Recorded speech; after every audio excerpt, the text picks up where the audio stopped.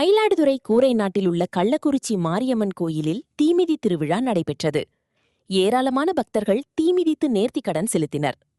மயிலாடுதுறை மாவட்டம் மயிலாடுதுறை கூரைநாட்டில் பழமை வாய்ந்த கள்ளக்குறிச்சி மாரியம்மன் கோயில் அமைந்துள்ளது.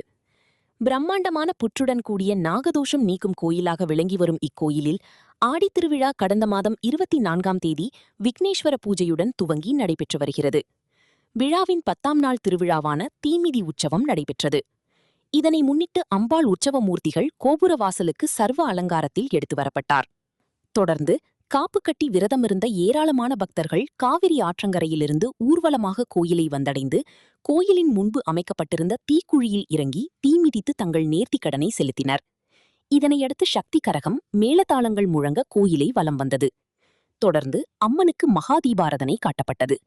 இதில் ஆயிரக்கணக்கான பக்தர்கள் பங்கேற்று அம்மனை தரிசனம் செய்தனர். ஓம் சக்தி